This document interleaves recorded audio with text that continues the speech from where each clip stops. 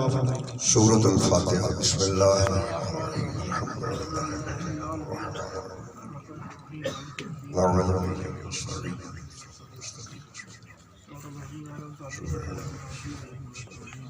قل هو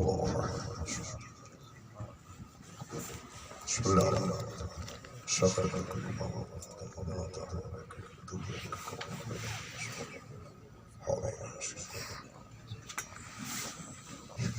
درود پڑھیں محمد و اہل بیت محمد علیہ السلام صلی اللہ علیہ محمد اعوذ باللہ من الشیطان الرجیم بسم اللہ الرحمن الرحیم رب اشرح لي صدری ویسر لي امری واحلل عقدۃ من لسانی یفقهوا قولی یا بدیع العجائب بالخیر یا بدیع الحمد للہ والصلاة علی آلہا اما بعد فقد قال سبحانہ وتعالی فی قرآن المجید بسم اللہ الرحمن الرحیم وضرب لنا مثلا ونسی خلقہ قال من یحیی العظام وہی رمیم قل یحییها الذی انشأها اول مرہ وہو بکل خلق علیم صلوات بلند اللہم صلی اللہ محمد سامنے محترم ایک مرحومہ کے سال ثواب کی مجلس ہے جس میں نے سورہ یاسین کی آیہ مبارکہ آپ کے سامنے تلاوت کی ہے ارشاد پروردگار ہے وَضَرَبَ لَنَا مَثَلًا وَنَسِیَ خَلْقَهُ اللہ کہتا ہے ہماری خلقت پر اعتراض کرنے والا کیا اپنی خلقت کو بھول گیا ہے قَالَ مَنْ يُحْيِي الْعِظَامَ وَهِيَ رَمِيمٌ اور وہ کہتا ہے کہ اللہ ان ہڈیوں کو کیسے دوبارہ زندہ کرے گا جبکہ یہ گل سڑ چکی ہے قل یحییها الذی انشأها اول مرہ اللہ کہتے ہیں میرے حبیب تو ان سے کہہ دے اللہ تو ویسے دوبارہ زندہ کرے گا جس طرح اس نے پہلے خلق فرمایا تھا وَهُوَ بِكُلِّ خَلْقٍ عَلِيمٌ کیونکہ وہ اللہ خلقت کے کل طریقوں کا علیم ہے خلقت کے سارے طریقوں کو بہتر طور پر جاننے والا ہے پڑھے لکھے حضرات تشریف فرمائیں کسی تشریح کی ضرورت نہیں وقت بھی بہت تھوڑا ہے اللہ کہہ رہے ہیں وَهُوَ بِكُلِّ خَلْقٍ عَلِيمٌ وہ اللہ خلقت کے کل طریقوں کا علیم ہے خلقت کے سارے طریقوں کو بہتر طور پر جاننے والا ہے تو اگر خلقت کا ایک طریقہ ہوتا تو پھر لفظ کل کا استعمال کرنا بے معنی ہو جاتا پروردگار نے لفظ کل کا استعمال کر کے بتایا کہ وہ اتنا بڑا قادر ہے جیسے وہ چاہتا ہے ویسے وہ خلق کر دیتا ہے تو جس کے پاس خلقت کا ایک طریقہ نہیں اس کے پاس موت کا بھی ایک طریقہ نہیں کسی کو وہ مار کے مار دیتا ہے اور کسی کو مرنے کے بعد بھی نہیں مرنے دیتا اتنا بڑا قادر ہے جیسے وہ چاہتا ہے ویسے وہ خلق کر دیتا ہے خلقت کا اللہ کے پاس اگر آپ اللہ کے اسماء مبارکہ کی تلاوت کریں تو 9 اسماء مبارکہ ایسے ہیں جس سے پروردگار نے اپنی خالقیت کا اظہار کیا اللہ کا ایک نام خالق ہے خالق کا معنی بھی خلق کرنے والا اللہ کا ایک نام بارے ہے بارے کا معنی بھی خلق کرنے والا اللہ کا ایک نام مصور ہے مصور کا معنی بھی خلق کرنے والا اللہ کا ایک نام ناطق ہے ناطق کا معنی بھی خلق کرنے والا اللہ کا ایک نام ملکی ہے ملکی کا معنی بھی خلق کرنے والا اللہ کا ایک نام فاطر ہے فاطر کا معنی بھی خلق کرنے والا اللہ کا ایک نام بدی ہے بدی کا معنی بھی خلق کرنے والا تو یہ سارے نام اگر خلقت کا اظہار کر رہے تھے تو الگ الگ نام لینے کی ضرورت کیا تھی خالق کہتے تھا کافی تھا بارے کہتے تھا کافی تھا مگر پروردگار نے بتایا کہ میرے ہر نام سے خلقت کا انداز طریقہ الگ ہے خالق اسے کہتے ہیں جو شے سے شے بنائے اور بارے اسے کہتے ہیں جو لا شے سے شے بنانا وہ پروردگار مصور ہے اللہ نے قرآن مجید میں ارشاد فرمایا هو الذی یصورکم فی الارحام کیف یشاء وہ اللہ جس طرح چاہتا ہے شکم مادر کے اندھیروں میں تصویریں بناتا ہے تصویریں بھی بناتا ہے بدل بدل کے تصویریں بناتا ہے ہر تصویر الگ بناتا ہے اور پوری کائنات میں اگر بندہ نگاہ ڈالے میری بات کی سمجھ میں تو سب لوگوں کا آ رہی ہے تھوڑا تھوڑا کر میرے ساتھ دعوت فرمائیں بنا رہا ہے، تصویریں بنا رہا ہے، بدل بدل کے بنا رہا ہے. یہ دیکھیں بڑی بڑی کمپنیاں ہیں، گاڑی بناتی ہے، 1 سال کے بعد گاڑی کا ماڈل بدلتا ہے، مگر وہ اتنا بڑا قادر ہے، ہر روز ماڈل بدل رہے ہیں، ہر روز پیدائش ہو رہی ہے، شکلیں بھی الگ ہیں، آوازیں بھی الگ ہیں، اور وہ اتنا بڑا قادر ہے وہ فنگر پرنٹس بھی ایک دوسرے سے نہیں ملنے دیتا. تو پروردگار ہر انسان کے فنگر پرنٹس الگ ہیں. توجہ فرمائیں، ماشاءاللہ شکلیں الگ ہیں، آوازیں جتنی بھی دنیا کو آپ غور فرمائیں، شکلیں اللہ نے الگ بنائی، آوازیں الگ بنائی.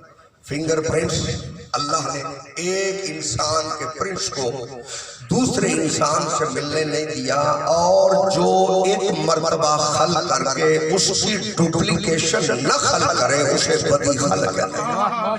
توجہ فرمائیں، یعنی وہ پروردگار اتنا بدی خالق ہے کہ اس نے ایک انسان کے فنگر پرنٹس کو دوسرے انسان سے ملنے نہیں دیا. پڑھنے لکھے لوگ تشریف فرما ہے جو پروردگار انسان کی شکل کو ملنے نہیں دیتا، آواز کو ملنے نہیں دیتا، فنگر پرنٹس کو نہیں ملنے دیتا. جس کو اس نے جد اللہ کہا ہوگا، جس کو عین اللہ کہا ہوگا، جس کو وجہ اللہ کہا ہوگا، پروردگار جیسے وہ چاہتا ہے ویسے وہ خلق کرتا ہے. اسی لیے قرآن مجید میں اللہ نے ارشاد فرمایا کیف تکفرون باللہ وکنتم امواتا فاحیاکم ثم یمیتکم ثم یحییکم ثم الیہ ترجعون. اللہ کہتا ہے تم اللہ کا کیسے انکار کر سکتے ہو؟ کنتم امواتا فاحیاکم، تم مردہ تھے، ہم نے تمہیں زندہ کیا. ثم یمیتکم، پھر ماریں گے. ثم یحییکم، پھر زندہ کریں گے. ثم الیہ ترجعون، پھر اسی کی طرف پلٹ کے جانا ہے. یعنی ایک ہی آیت میں 2 مرتبہ موت کا تذکرہ کیا، 2 مرتبہ حیات کا تذکرہ. یعنی پروردگار بتا یہ رہا ہے کہ تم ذرات کی صورت میں بکھرے ہوئے تھے، شکم مادر میں پناہ دینے والے ہیں. اسی لیے پروردگار قرآن مجید میں ارشاد فرمایا خلق الانسان ضعیفا. اللہ کہتا ہے انسان کو بڑا کمزور بنایا ہے، بہت کمزور خلق کیا ہے ہم نے انسان. اور یہ انسان اپنی خلقت میں اتنا کمزور ہے کہ یہ پانی پر لکیر نہیں کھینچ سکتا. ذرا غور فرمانے والے، انسان خلقت میں اتنا کمزور ہے، پانی چل رہا ہے، اسے کہو پانی پر لکیر کھینچ کے دکھائے، یہ اتنا کمزور ہے کہ یہ پانی پر لکیر نہیں کھینچ سکتا. اور وہ اتنا بڑا قادر ہے کہ پانی سے ہی تصویریں بنا رہا ہے، تصویریں بھی بدل بدل کے بنا رہا ہے. جیسی تصویر وہ پروردگار چاہتا ہے ویسی وہ تصویر بنا دیتا ہے. پھر پروردگار نے ارشاد فرمایا کہ تم کیسے اللہ کا انکار کر سکتے ہو؟ تم مردہ تھے، ہم نے تمہیں زندہ کیا. پھر ارشاد فرمایا اللہ عطا اللہ انسان حین من الدہر لم یکن شیئا مذکورا. اللہ کہتا ہے کہ انسان پہ وہ زمانہ نہیں گزر چکا جب یہ کسی ذکر کے بھی قابل نہیں تھا. پھر پروردگار نے قرآن مجید میں اس انسان کے بارے میں ارشاد فرمایا واللہ اخرجکم من بطون امہاتکم لا تعلمون شیئا. اللہ کہتا ہے جب ہم نے تمہیں تمہاری ماؤں کے بطنوں سے پیدا کیا لا تعلمون شیئا، تم اس وقت کوئی شے بھی نہیں جانتے تھے. اب یہ قرآن کے الفاظ انکار تو ہو نہیں سکتا. واللہ اخرجکم من بطون امہاتکم. اور عربی بھی کوئی اتنی ثقیل نہیں ہے کہ بندہ اس کا ترجمہ نہ کر سکے. اللہ کہتے ہیں واللہ اخرجکم من بطون امہاتکم، جب ہم نے تمہیں تمہاری ماؤں کے بطنوں سے پیدا کیا لا تعلمون شیئا، تم اس وقت کوئی شے بھی نہیں جانتے تھے. اور جو کوئی شے بھی نہ جانتا ہو اسے جاہل کہا جاتا ہے. اب یہ انسان کی حقیقت ہے، آیات جاہل. پھر پروردگار نے ارشاد فرمایا واللہ خلقکم، اللہ نے تمہیں خلق کیا، ثم یتوفاکم، پھر اس نے تمہیں موت دی. وَمِنْكُمْ مَنْ يُرَدُّ إِلَىٰ أَرْذَلِ الْعُمَرِ لِكَيْ لَا يَعْلَمَ بَعْدَ عِلْمٍ شَيْئًا. اللہ کہتا ہے یہ تو موت کی طرف پلٹ کے جا رہا تھا، یہ تو اس وقت بھی کچھ نہیں جانتا. اب یہ انسان کی حقیقت ہے، آیا تو جاہل ہے، جا رہا ہے تو جاہل ہے. اور جہاں شریعت مصطفیٰ نے اور اعلان کیا کہ جب آنے والا توجہ رہے، قرآن نے کہا جاہل ہے، شریعت مصطفیٰ نے کہا صرف جاہل ہی نہیں یہ نجس بھی ہے، اسے غسل ولادت بھی دینا ہوگا. غسل ولادت آنے والا کیونکہ بابا جہالت ہی نجاست ہے. سبحان اللہ سبحان توجہ اللہ. فرمائیں صاحب، جہالت ہی نجاست. آیا انسان تو جا رہا ہے، آیا تو انسان نجس ہے، جا رہا ہے، تو پھر شریعت مصطفیٰ کہتی ہے یہ نجس ہے، اسے غسل میت بھی دینا پڑے گا. اگر اس آپ کے سامنے غسل کر کے بھی مرا ہے پھر بھی غسل میت واجب ہے. تو اب پھر یہ انسان کی حقیقت تو یہی ہے نا، آیا تو جاہل، جا رہا ہے تو جاہل، آیا تو نجس، جا رہا ہے تو نجس. یہ بھی اس کے بارے میں سوچے جو پیدا کعبے میں ہوا ہے، شہید مسجد میں ہوا ہے. پروردگار نے اس انسان، اللہ کہتے ہیں هو الذي يصبركم في الارحام كيف يشاء. وہ اللہ جس طرح چاہتا ہے شکم مادر کے اندھیروں میں تصویریں بنا، اور وہ مصور تصویریں بنا رہا ہے. توجہ میری طرف، ماشاءاللہ ماشاءاللہ. وہ مصور تصویریں بنا رہا ہے، اور پھر یہ اس پروردگار کا کرم کہ شکم مادر میں اللہ نے بچے کو پناہ بھی دی ہے، غذا بھی دی ہے. شکم مادر میں بچہ غذا بھی لے رہا ہے، سانس بھی لے رہا ہے. اسی لیے پروردگار ارشاد فرماتا ہے یعرفون نعمت اللہ ثم ینکرونها واکثرهم الکافرون. اللہ کہتے ہیں کہ اللہ کی نعمت کو پہچانتے ہیں، معرفت رکھتے ہیں اللہ کی نعمت، ثم ینکرونها، پھر اس کا انکار کرتے ہیں. وَأَكْثَرُهُمُ الْكَافِرُونَ، اللہ کہتا ہے انہی لوگوں کی اکثریت کافروں کی ہے جو نعمت کو پہچان بھی لے پھر وہ کرتا ہے. ماشاءاللہ. تو لہذا یہ پروردگار کریم ہے. شکم مادر میں نعمت نزول جاری، شکم مادر میں بچے کی غذا کا پروردگار نے انتظام کیا، اور بچہ جو شکم مادر میں غذا لے رہا ہے وہ ناف کے ذریعے سے.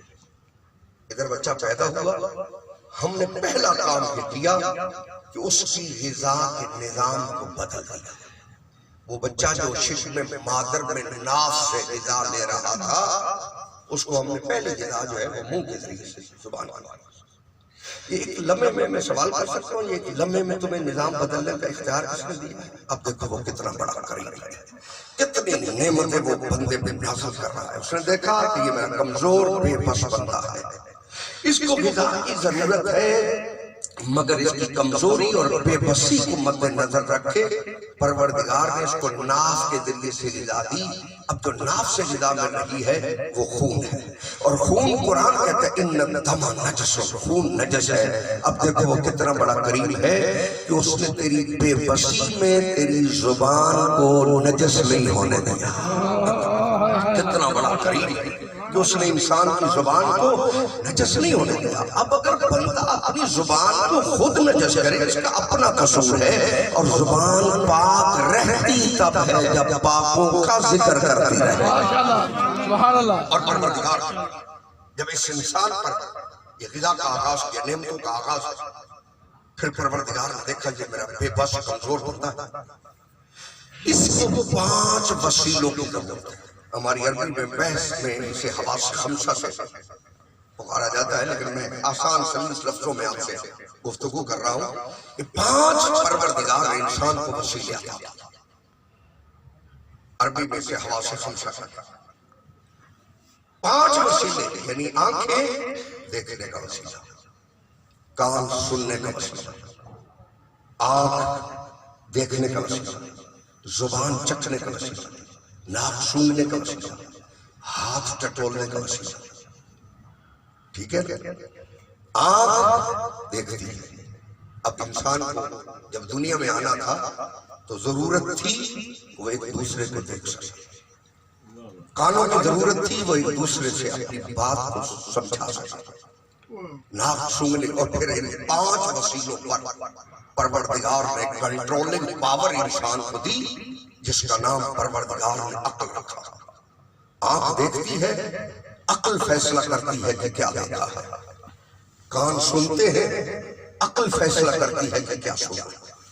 زبان چکھتی ہے، عقل فیصلہ کرتی ہے کہ ذائقہ میٹھا تھا یا کڑوا تھا. ناک سنتی ہے، عقل عقل فیصلہ کرتی ہے کہ بندہ خوشبو سونگ رہا ہے یا بدبو سونگ رہا ہے. ٹھیک ہے نا بات؟ سبحان یہ 5 پروردگار نے انسان کو وسیلے عطا کیے. ہاتھ ٹٹولتے ہیں رات کے اندھیرے میں بھی ہاتھ لگا ہے تو پتہ چلتا ہے لکڑی پہ ہاتھ لگا ہے یا لوہے پہ ہاتھ لگا ہے. یہ عقل فیصلہ کرتی ہے کہ تیرا ہاتھ لکڑی پہ لگا ہے یا لوہے پہ لگا ہے. اب میں اتنے بھرے مجمع پہ سوال اتنے شرفا سے یہ کر رہا ہوں، اگر تمہارا دنیا کا ایک وسیلہ بھی ناقص ہو جائے، آنکھوں کی بینائی ختم ہو جائے، کہو عقل سے دیکھے، نہیں دیکھ سکتا. کان بہرے ہو جائیں، کہو عقل سے سنے، نہیں سن سکتے. توجہ فرمائیں. ناک بند ہو جائے، کہو عقل سے سنگے. تو اب اگر تیرا دنیا کا وسیلہ ناقص ہو جائے، تیری ساری زندگی برباد ہو جاتی ہے. اگر تیرا آخرت کا وسیلہ ناقص ہو گیا، جنت کسی کے باپ کی جاگیر نہیں ہے، جنت کا کوئی مالک ہے. قرآن مجید میں آیت بھی جب تلاوت کرتے ہیں دعا بھی ایک پڑھی ہے، اساعی یبعثک ربک مقاما محمودا. اللہ کہتے ہیں القریب تیرا رب تجھے مقام محمود پر فائز کر دے. سبحان اللہ. توجہ فرمائیں. جب اذان ٹی وی پہ ہوتی ہے تو اذان کے بعد ایک دعا مانگی جاتی ہے کہ پروردگار اس کو اس مقام محمود پر پہنچا دے جس کا تو نے ان سے وعدہ فرمایا. انک لا تخلف المیعاد، کیونکہ تو اپنے وعدے کے خلاف نہیں کرتا. اب میں سوال کر سکتا ہوں کہ یہ مقام محمود کیا ہے جو ابھی تک پیغمبر کو نہیں ملا؟ وہ پیغمبر جس کی زندگی کا لمحہ لمحہ محمود ہے، وہ پیغمبر جس کی زندگی اتنی محمود ہے. توجہ فرمائے تو میں بات کروں آپ سے.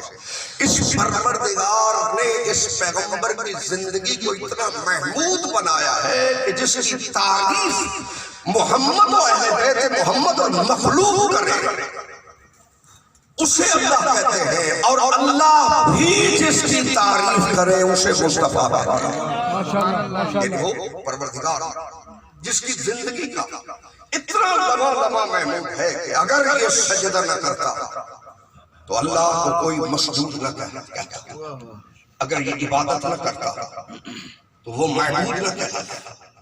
اسی لیے اللہ نے قرآن مجید میں ارشاد فرمایا فَقَدْ لَبِثْتُ فِيكُمْ عُمَرًا مِّن قَبْلِهِ أَفَلَا تَعْقِلُونَ. اللہ کہتے ہیں یہ کافروں سے بات ہے. اللہ پیغمبر کی زندگی کو چیلنج کے طور پہ کافروں سے پیش کر رہا ہے. اللہ کہتے ہیں فَقَدْ لَبِثْتُ فِيكُمْ عُمَرًا مِّن قَبْلِهِ أَفَلَا تَعْقِلُونَ. اللہ کہتا ہے میرے حبیب نے تمہیں زندگی گزار دی ہے، تمہیں پھر بھی عقل نہیں آئی. یعنی جنہوں نے کلمہ نہیں پڑھا پروردگار ان کو بھی پیغمبر کی زندگی چیلنج کے طور پہ پیش کر کے بتا رہا ہے کہ کافروں کو بھی میرے مصطفیٰ کی زندگی میں عیب نظر نہیں آیا. اس لیے اللہ نے قرآن مجید ایک اور مقام پر ارشاد فرمایا لَعَمْرُکَ إِنَّهُمْ لَفِي سَکْرَتِهِمْ يَعْمَهُونَ. اللہ کہتا ہے میرا مصطفیٰ مجھے تیری پوری زندگی کی قسم یا دنیا نشے میں ہے، اسے کیا پتا تیری عصمت کیا ہے. لَعَمْرُکَ قرآن کے اس لفظ کو سمجھے، لَعَمْرُکَ میرا رسول مجھے تیری پوری زندگی کی قسم. یہ پڑھے لکھے حضرات تشریف فرمائے قسم اس شے کی اٹھائی جاتی ہے جس میں عیب نہیں ہوتا.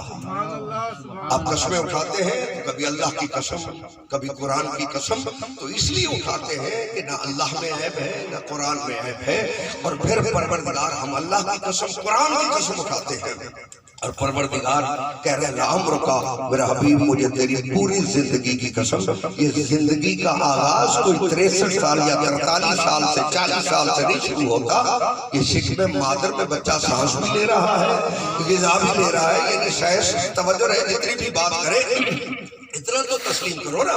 یعنی کافروں کو بھی عیب نظر نہیں آیا اور اللہ نے اتنی بے عیب زندگی سمجھی پیغمبر کی کہ اللہ نے پیغمبر کی پوری زندگی کی قسم اٹھائی.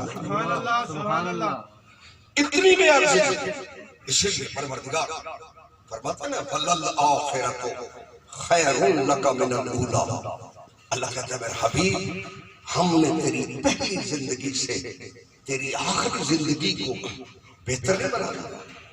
اب یہ الفاظ قرآن کے میں آپ کے سامنے رہا ہوں وَلَلْآخِرَةُ خَيْرٌ لَكَ مِنَ الْأُولَىٰ. رسول ہم نے تیری اولا زندگی سے تیری آخری زندگی کو بہتر نہیں بنا دیا. اب میں سوال آپ سے یہ کرنا چاہتا ہوں کہ اپنے پیغمبر کی پہلی زندگی میں کون سی کمی تھی؟ جس زندگی کی قسم توحید اٹھائے اس زندگی میں کمی نہیں ہے.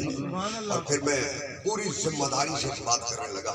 یہ ظاہری زندگی ہمارے سامنے پیغمبر اکرم کی ہے، 12 ربیع الاول ہو یا کوئی بھی تاریخ رکھے انسانیت، تو یہ پہلی زندگی توجہ ہے، یہاں سے آغاز نہیں ہے. اللہ قرآن میں کہتا ہے قُلْ إِنْ كَانَ لِلرَّحْمَٰنِ وَلَدٌ أَنَا أَوَّلُ الْعَابِدِينَ. یہ قرآن کی آیت ہے، حدیث نہیں ہے کوئی انکار کرتا ہے.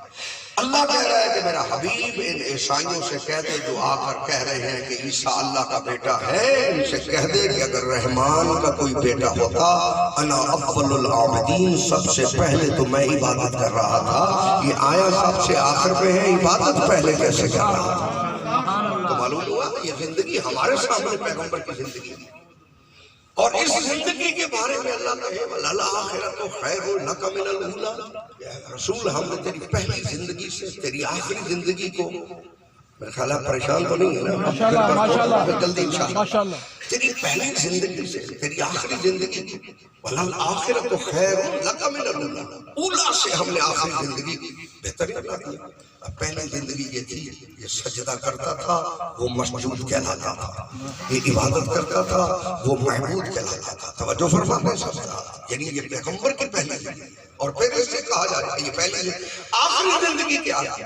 کوئی پتھر پھینک رہا ہے، کوئی اوجھل پھینک رہا ہے، کوئی راستے میں کانٹے بچھا رہا ہے، لیکن توحید فخر کر رہی ہے کہ ہم نے تیری پہلی زندگی سے تیری آخری زندگی کو بہترین بنا دیا. اور قرآن مجید کا کہنا اس بات کی دلیل ہے کہ میرے پیغمبر کی پہلی زندگی تھی یہ سجدہ کرتا تھا، وہ اکیلا رحمان اس کی ذات پہ درود پڑھتا تھا. اللہ نے کہا میرا رسول تیری پہلی زندگی یہ ہے، تو مجھے سجدہ کرتا تھا، میں تیری ذات پہ درود پڑھتا تھا، پھر میں نے تیرے نور سے کچھ نور جدا کیے، انہوں نے مجھے سجدہ کیا، تیری ذات پہ درود پڑھا، پھر میں نے ملائکہ کو خلق کیا، ملائکہ نے تیری ذات پہ درود پڑھا، میں نے انبیاء کو خلق کیا، انبیاء نے تیری ذات پہ درود پڑھا، پھر میں نے پوری کائنات کو خلق کیا، پوری کائنات کے ذرے ذرے میں تیری ذات پہ درود پڑھا. اب میرا حبیب تو بتا تیری پہلی زندگی بہتر ہے یا آخری زندگی بہتر ہے؟ پہلے میں اکیلا درود پڑھ رہا تھا، پوری کائنات تیری ذات پہ درود پڑھ رہا. ماشاءاللہ. اللہم صلی علی محمد وآل محمد. يصلون على النبي يا أيها الذين آمنوا صلوا عليه وسلموا تسليما. یعنی پوری کائنات ذات محمد مصطفیٰ پر درود پڑھ رہی ہے. پھر جو اتنی زندگی ہو، دیکھیں انبیاء کی زندگی، حضرت آدم علیہ السلام اللہ کا نبی، اور جب تشریف لاتے ہیں حضرت آدم علیہ السلام تو یہ دبے لفظوں میں اظہار کو ملائکہ نے کیا ہے. نحن نسبح بحمدک ونقدس لک، پروردگار ہم تیری تسبیح کرتے ہیں، تیری تقدیس کرتے ہیں. اظہار تو یہی تھا کہ اس خلافت کے حقدار ہم ہیں، مگر شریف جب بات کرتے ہیں تو بات کا طریقہ اور ہوتا ہے. اور اللہ نے حضرت آدم علیہ السلام کی خلقت میں کہا ہاں اگر تم اپنے آپ کو حقدار آدم کے مقابلے میں زیادہ سمجھتے ہو تو آؤ میدان امتحان میں آ جاؤ. اور فرمایا کیا انبئونی باسماء ہؤلاء. اب یہ امتحان شروع ہے. اللہ کہہ رہا ہے، ملائکہ سے کہہ رہے ہیں انبئونی باسماء ہؤلاء. اب غور فرمائیں، اللہ کہہ رہے ہیں مجھے ان کے نام بتا. وہی تو تھے جن کے نام پوچھے وہ امتحان. انبئونی باسماء ہؤلاء، مجھے ان کے نام بتا. مگر جب اللہ نے حضرت آدم سے بات کی ہے تو حضرت آدم علیہ السلام سے بھی تو یہی کہنا چاہیے تھا کہ مجھے ان کے نام بتاؤ. امتحان میں تو دونوں کھڑے تھے، ملائکہ بھی حضرت آدم. مگر وہاں یہ بات نہیں ہے. فرشتوں سے کہا انبئونی باسماء، قرآن کھول کر پڑھے انبئونی باسماء، مجھے ان کے نام بتاؤ. مگر جب حضرت آدم سے خطاب کیا تو وہ یہ خطاب نہیں تھا مجھے ان کے نام بتاؤ، فرمایا انبئہم باسمائہم، آدم ان فرشتوں کو ان کے نام بتا، یعنی پروردگار نے پہلی منزل پہ بتایا کہ میری نبوت کا معیار یہ ہے کہ فرشتے انہیں نہیں پڑھاتے، یہ فرشتوں کو پڑھانا، اور پھر یہ تو طے ہے تمام مفسرین نے کہ حضرت آدم علیہ السلام کو اب یہ ابھی ایک نیٹ پہ بحث چل رہی تھی کچھ عرصہ پہلے وزیر اعظم کی تقریر پہ، تو علماء کرام نے بھی اختلاف شائع کی کہ حضرت آدم علیہ السلام کو نکالا گیا۔ بات پہلی یہ ہے کہ حضرت آدم علیہ السلام کو نکالا نہیں گیا، نکالا شیطان کو گیا، فَخْرُجْ مِنْهَا إِنَّكَ رَجِيمٌ، شیطان نے کہا حضرت آدم علیہ السلام کے لیے تو جملہ یہ ہے کہ انی جاعل فی الارض خلیفہ، میں زمین پر خلیفہ بنانے والا، پہلا جملہ یہ انی جاعل فی الارض خلیفہ، میں زمین پر خلیفہ بنانے والا ہوں۔ تو جسے بنایا ہی زمین کے لیے تھا، اگر چند لمحوں کے لیے وہ کسی کی جاگیر میں ٹھہرا ہے وہ ملکیت تو نہیں تھی۔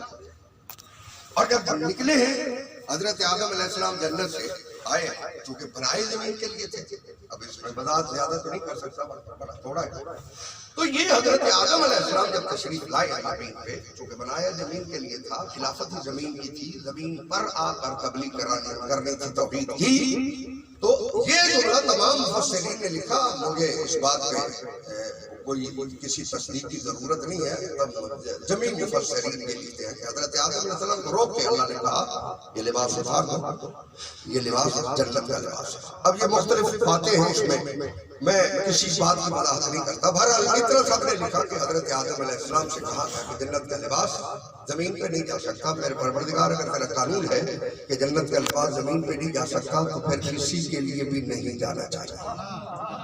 اگر قانون یہی ہے کہ آدم علیہ السلام لباس نہیں جنت کا لے آ سکتے تو پھر کسی کے لیے بھی یہ قانون نہیں ہونا چاہیے جنت، مگر پوری کائنات نے یہ دیکھا کہ عید کا دن آیا، ایک دروازے پہ فرشتے نے آ کر کہا انا خیاط الحسنین، حسنین کا درد کا پروردگار تیری قانون میں یہ تھا کہ جنت کا لباس زمین پہ نہیں جا سکتا، تو پھر آج یہ لباس زمین پہ کیوں آیا؟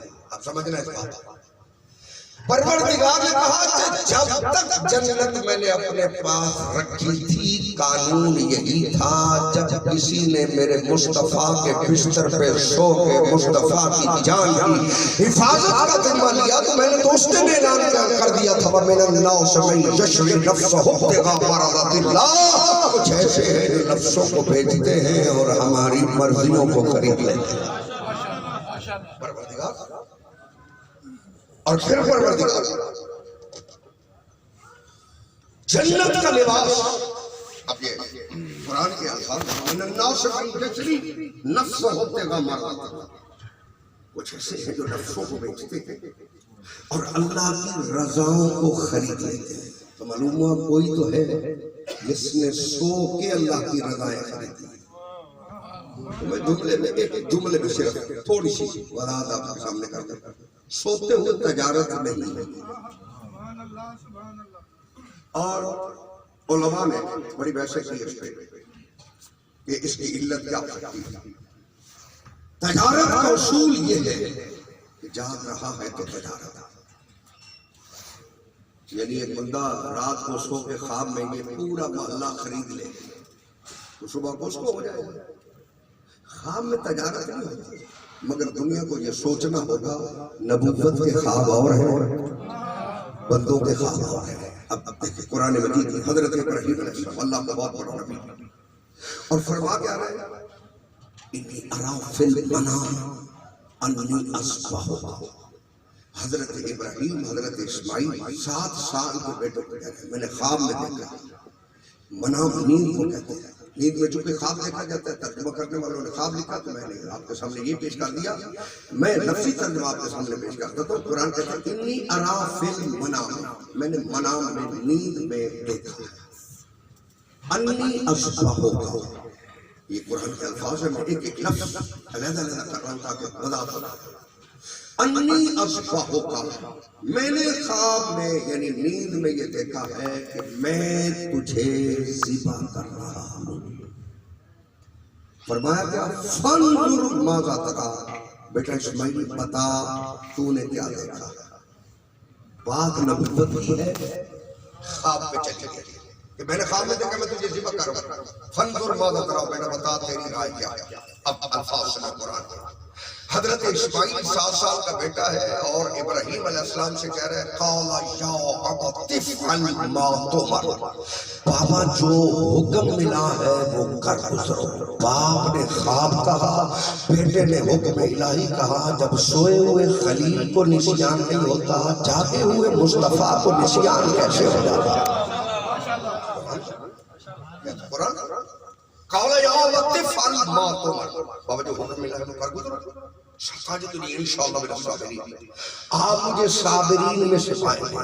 باپ نے خواب کہا، بیٹے نے حکم الہی کہا. میرا مجمع میرے ساتھ ہے تو میں جملہ کہنے لگا ہوں. اگر سویا ہوا خلیل خواب دیکھے تو وہ حکم الہی ہے.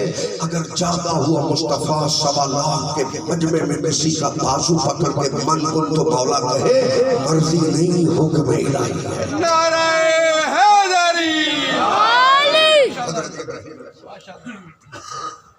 حضرت ابراہیم علیہ السلام سوئے خواب تھا، اور اس خواب کو میں قرآن کی ایک اور آیت کا سہارا لے کر کون سی بات کرتا ہوں. اللہ کہتے ہیں فَكَيْفَ إِذَا جِئْنَا مِنْ كُلِّ أُمَّةٍ بِشَهِيدٍ وَجِئْنَا بِكَ عَلَىٰ هَٰؤُلَاءِ شَهِيدًا. اللہ کہتا ہے میرے حبیب، ہم نے ہر نبی کو اس کی امت پر گواہ بنایا ہے. وَجِئْنَا بِكَ عَلَىٰ هَٰؤُلَاءِ شَهِيدًا، میرا مصطفیٰ ہم نے سارے نبیوں پہ تجھے گواہ بنایا. تو معلوم ہوا گواہ نہیں سوتے. اگر گواہ سو بھی رہا ہو تو گواہ کا سونا بھی ویسے ہے جیسے جاگا. اس لیے حضرت ابراہیم علیہ السلام کا کہا. اور یہاں وَمِنَ النَّاسِ مَن يَشْرِي نَفْسَهُ ابْتِغَاءَ مَرْضَاتِ، لوگوں میں کچھ ایسے ہیں جو نفسوں کو بیچتے ہیں اور اللہ کی رضاؤں کو خرید لیتے ہیں. اب یہ مجمع پڑھا لکھا ہے سارا.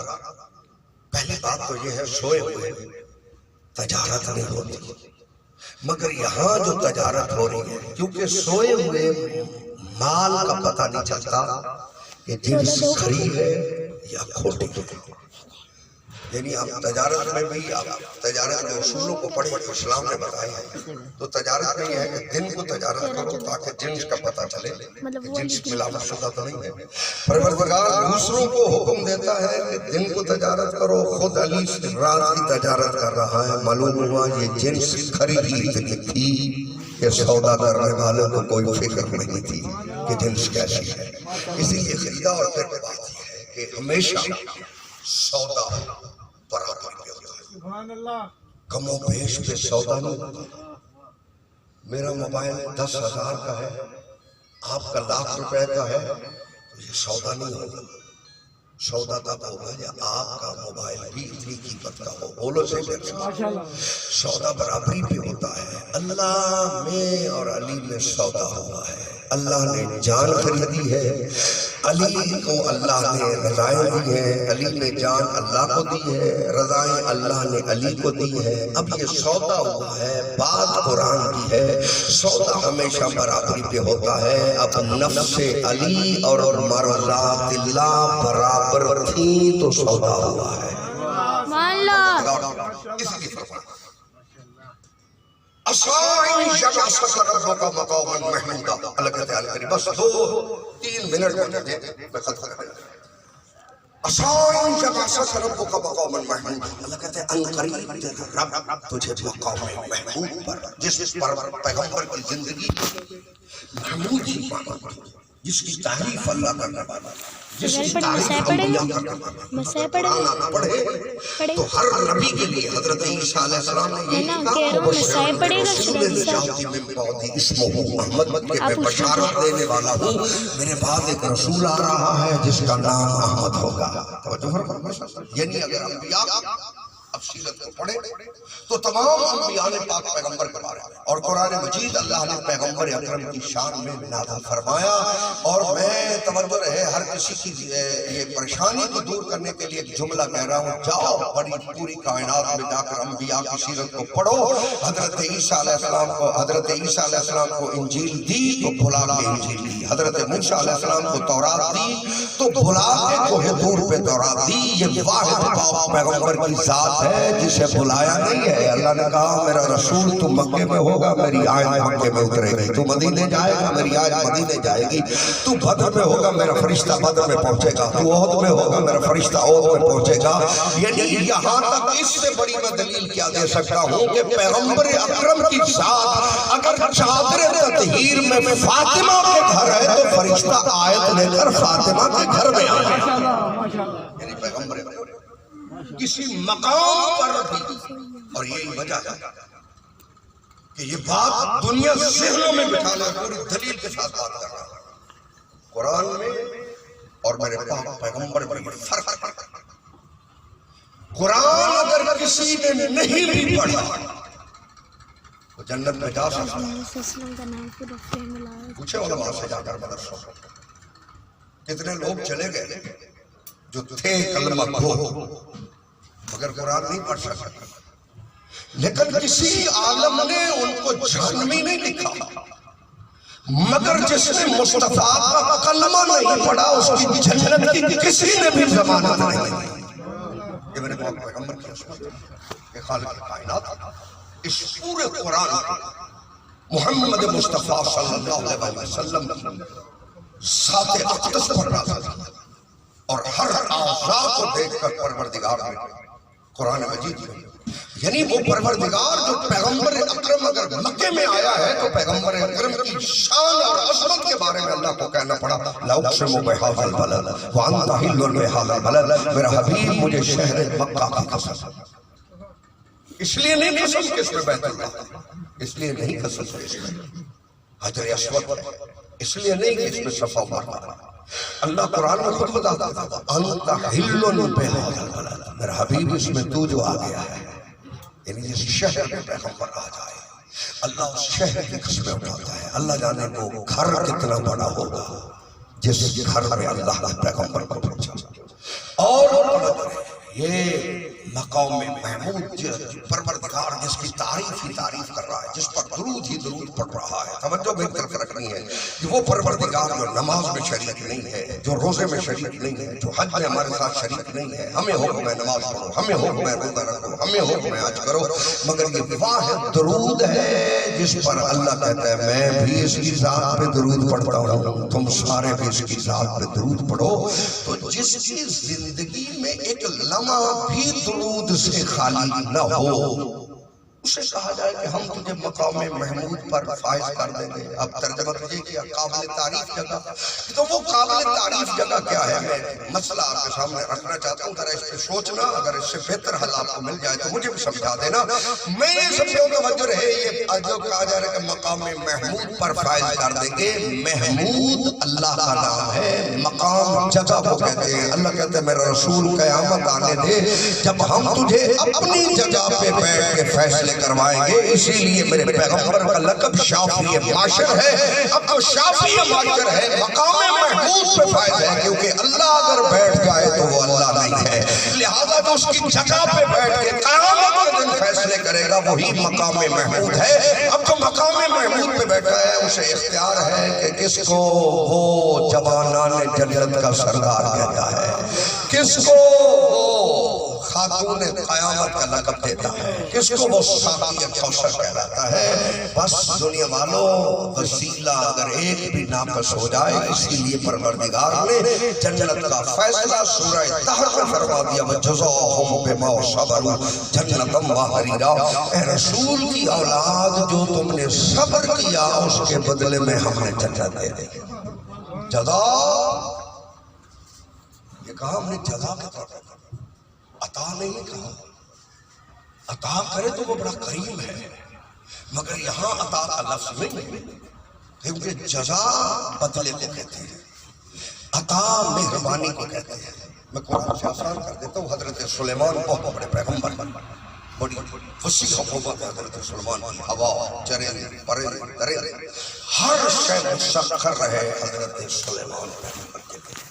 جو فضا میں تخت لے کے آ رہا ہے، جہاں چاہے روکتا ہے، یعنی جس کا کنٹرول ہواؤں پر ہے، فضاؤں پر ہے. اللہ نے اسے جب یہ حکومت دی تو ساتھ یہ جملہ کہا، حاضر عطا سلیمان، یہ تیری مزدوری نہیں بنتی تھی، یہ ہماری مہربانی ہے. یہ قرآن کے الفاظ ہے، حاضر عطا، یہ ہماری عطا ہے. مگر ساتھ یہ فرما دیا فَمُنْ او امسک بغیر حساب، تجھے ہم اختیار دیتے ہیں، چاہے یہ حکومت بانٹ لے تو بھی کوئی بات نہیں ہے، حساب نہیں لیں گے. چاہے تو اپنے پاس رکھے تو بھی حساب نہیں لیں گے. جسے حکومت عطا میں ملے اسے بانٹنے کا اختیار ہے. جس رسول کی اولاد کو جنت جزا میں ملے اسے بانٹنے کا اختیار کیوں نہیں؟ اسی لیے پروردگار نے قرآن مجید میں ارشاد فرمایا ان ھذا کان لکم جزاء وکان سعیکم مشکورا. اے میرے مصطفیٰ کی اولاد، یہ جنت بدلے میں لے لو، میں اللہ تمہارا شکر گزار ہوں. اور شکریہ وہاں ادا کیے جاتے ہیں جہاں جزا دینے والے کو تھوڑی نظر آئے. اللہ اور پروردگار نے اسی لیے سورہ دہر میں ارشاد فرمایا ما تشاءون الا ان یشاء اللہ، تم تو کچھ نہیں چاہتے، جو میں چاہتا ہوں وہی تم چاہتے ہو. اور یہی وجہ ہے کہ اس جہان میں جو وہ پروردگار چاہتا رہا وہی یہ کرتے رہے. اس نے کہا مباہلہ میں آؤ، یہ مباہلہ میں آئے. اس نے کہا بدر میں آؤ، یہ بدر میں آئے. اس نے کہا خندق میں آؤ، یہ خندق میں آئے. اس نے کہا اندر ہے بستر رسول پہ ننگی تلواروں کے سائے میں سونا ہے، یہ ننگی تلواروں کے سائے میں سوئے. اس نے کہا کربلا میں اکبر کی ضرورت ہے، انہوں نے اکبر کو پیش کیا. اس نے کہا کربلا میں قاسم کی ضرورت ہے، انہوں نے 13 سال کے قاسم کو پیش کیا. اس نے کہا میرے دین کے لیے 6 ماہ کے اصغر کی قربانی کی ضرورت ہے، اور انہوں نے 6 ماہ کا اصغر پیش کر دیا. اس جہان میں جو وہ چاہتا رہا وہی آل محمد کرتے رہے. اور چونکہ اللہ عادل ہے، عدل کا تقاضا یہ ہے کہ قیامت کے دن جو یہ چاہیں گے اسے کرنا ہوگا. اسی لیے انہی میں سے کوئی شافی معاشر ہے، انہی میں سے کوئی ساقی کوثر ہے، انہی میں سے کوئی جوانان جنت کا سردار ہے. چونکہ جو مقام محمود پہ بیٹھا ہے اسی نے کہا الحسن والحسین سید الشباب اہل الجنہ، کہ میرا بیٹا حسن اور حسین جوانان جنت کے سردار. میرے پروردگار محمد علیہ الصلوۃ والسلام